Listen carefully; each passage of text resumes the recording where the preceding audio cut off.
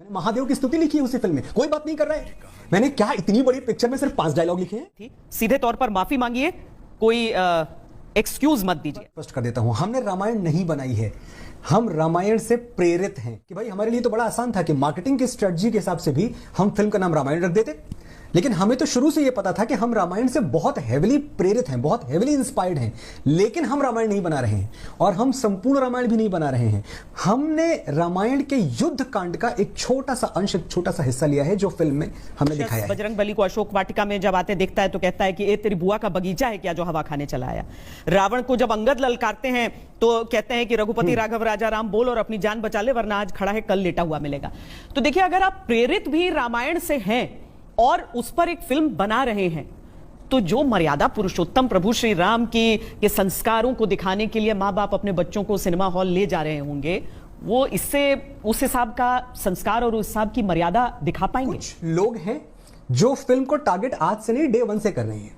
हमने कभी फिल्म को शुद्धता के पैमाने पर सेल नहीं किया। हमने आज तक नहीं बोला कि भाई हमने एक ऐसी फिल्म बनाई है जो प्रामाणिक तौर पे उसी भाषा का प्रयोग कर रही है जो भाषा वाल्मीकि ने लिखी थी। अगर हमें शुद्धता पे जाना था, अगर हमें प्योरिटी ऑफ लैंग्वेज पे जाना था, तो फिर मैं अपनी गलती मानता हूं, मुझे संस्कृत में लिखनी थी रामायण, और फिर तो मैं लिखता ही नहीं क्योंकि मुझे संस्कृत आती नहीं लिखनी।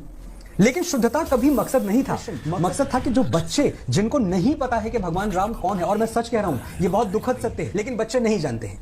10-12 साल के बच्चे राम के बारे में बस इतना ही जानते हैं कि हाँ ठीक है, कहीं माँ बाप ने नाम ले लिया होगा, एक कहीं तस्वीर घर पे रखी होगी मंदिर में, उससे ज्यादा वो नहीं जानते। अगर हम उनको भगवान श्री राम की कथा पढ़ा रहे हैं एक ऐसे देश में जहां हमें शाहजहां की बाबर की 7 पुश्तें पता हैं और हमें राम के पिता का नाम दशरथ पता है, दशरथ के पिता का नाम तक नहीं पता होगा, हम इक्ष्वाकु आज को जानते ही नहीं।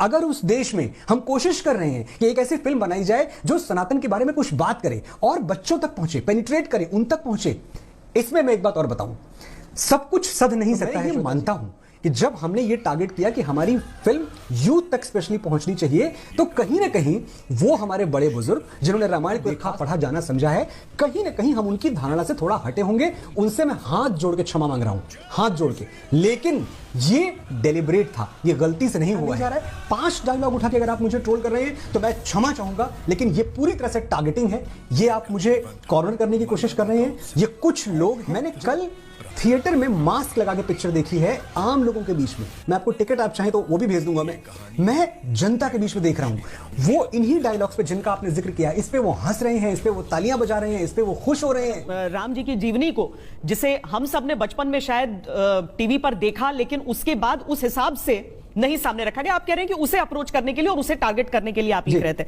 पर क्या इसके लिए गालियां या उस तरह की चीजें, लंका लगा देना, इन चीजों को कोलोकियल माना जाता है? मतलब उस तरह की चीजें होंगी, लेकिन शायद किसी बड़े के सामने हम इस तरह की भाषा का इस्तेमाल न करें कि जो ऐसा करेगा उसकी हम लंका लगा देंगे। या जब विभीषण रावण को कहते हैं कि भैया आप अपने काल के लिए कालीन बिछा रहे हैं, ये चीजों को लेकर भी आपको क्रिटिसाइज किया जा रहा है। काल के लिए कालीन बिछा रहे हैं, एक सुंदर मुहावरा है। मुझे इसमें आप बताएं, काल शब्द गलत है, कालीन शब्द गलत है, और लंका लगा देना नहीं है ना। एक तो लंका लगा देना अभी भी असंसदीय नहीं है।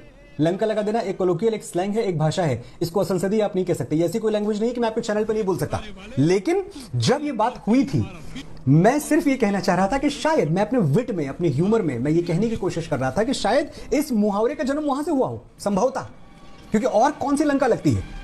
लंका लगा देना जिस परिप्रेक्ष्य में आज आप देख रहे हैं, बजरंग बली ने उस परिप्रेक्ष्य में थोड़ी कहा होगा। ये मैं मानता हूं, इसमें थोड़ा सा एटीट्यूड है, इसमें थोड़ा सा विट है, इसमें थोड़ा सा, अगर मैं और ज्यादा क्रूड होके बोलूं तो हो सकता है थोड़ी सी धमक हो, थोड़ी सी गुंडागर्दी हो, लेकिन असभ्यता नहीं है। और जिसके लिए बोला जा रहा है उसके लिए तो असभ्यता भी बनती है। जो मेघनाथ से बोला कि भाई तेल तेरे बाप का, आग तेरे बाप की, कपड़ा तेरे बाप का, जलेगी भी तेरे बाप की, ये तो रावण के लिए बोल रहा है। रावण के लिए हमारे मन में कुछ अत्यधिक स्नेह नहीं जाग उठाया। अचानक मैं देख रहा हूं बड़े बड़े अच्छे कथावाचक जिनको हम बड़े सम्मान की दृष्टि से देखते हैं, यही लाइन बोलते हैं कि तेल तेरे बाप का, कपड़ा तेरे बाप का, और जलेगी भी तेरे बाप की। ऐसा ही बोलते हैं। मैंने बोल दिया, फिल्म में आ गया, एक चरित्र ने बोल दिया, आदि पुरुष फिल्म में आ गई, बताना चाहता कि भाई हमने तो बहुत अच्छी फिल्म बना दी है। दैट इज योर जजमेंट, आप जज करें अपने आप। फिल्म देखने जाएंगे आप, मुझे पूरा विश्वास है इस बात का कि इन सीन्स पे आप भी हंसेंगे। मैंने महादेव की स्तुति लिखी है उसी फिल्म में, कोई बात नहीं कर रहा है। मैंने क्या इतनी बड़ी पिक्चर में सिर्फ 5 डायलॉग लिखे हैं। जो आप सुन रहे थे, किस तरह की ये राम कथा रही है, किस इलाके में देश के इस तरह से कथा कही जाती थी, सीधे तौर पर माफी मांगिए, कोई एक्सक्यूज मत दीजिए। कहूंगा कि अब मैंने कहां कहां कैसे कैसे सुना है, सारे साक्ष्य तो मैं दे नहीं सकता, और ना मेरे पास, जब मैं कक्षा 5 में, कक्षा 6 में था तो मेरे पास मोबाइल था, ना मेरे पास कोई कैमकॉर्डर था कि मैं सब रिकॉर्ड करूं जहां जो चल रहा है। लेकिन फिर भी मेरे पास कई साक्ष्य हैं, वो इसे धर्म और धर्म के कारोबार के बीच का फासला बता रहे हैं। अच्छा, तो रामानंद सागर जी ने जब रामायण बनाई थी तो उसमें कोई मॉनेटरी टर्म्स, कोई कमर्शियल्स इंक्लूड नहीं थे। बहुत अच्छा काम था, लेकिन इस काम के साथ व्यापार भी जुड़ा हुआ था, तो कारोबार तो जुड़ा ही था। तरफ ट्रेलर फिल्म का, दूसरा ट्रेलर उस विवाद का और विरोध का आप लोगों को दिख गया था। उस समय लगा नहीं कि थोड़ा सा और केयरफुल हो जाना चाहिए था?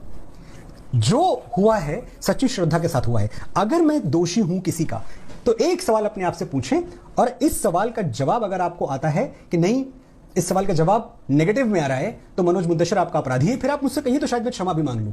क्या रामायण की मूल भावना के साथ कोई छेड़छाड़ की गई? क्या हमने भगवान श्री राम को गलत और रावण को सही दिखा दिया?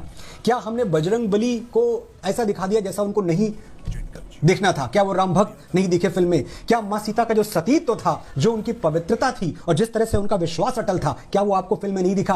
क्या अंत में सत्य की विजय और असत्य की, अधर्म की पराजय फिल्म में नहीं दिखाई गई? अगर ये सब हमने नहीं दिखाया है तो फिर हम आपके अपराधी हैं और आप हमें कहीं से पहले इन क्षमा मांग लेते हैं। लेकिन अगर ये सब हमने दिखाया हुआ है तो कैसे दिखाया है, किस क्रिएटिव लिबर्टी के साथ दिखाया है? थोड़ा सा जो आपने बाबा तुलसीदास को, जो उनको मैं कह रहा हूं फ्रीडम दी, जो उनको स्वतंत्रता दी, वो थोड़ी सी, हम बहुत छोटे लोग हैं, हम तो खैर उस तुलना में क्या, उस कतार में 10,000 में भी मेरा नंबर नहीं आएगा कम से कम, लेकिन मैं उनका भक्त बहुत बड़ा हूं। तो मैं बस ये चाहता हूं कि जो आपने देवता तुल्य मेरे बाबा तुलसीदास को फ्रीडम दी, उतनी थोड़ी सी स्वायत्तता मुझे भी दें और ये समझे कि हाँ ठीक है, मनोज मुंतशिर ने इस कहानी को ऐसे देखा।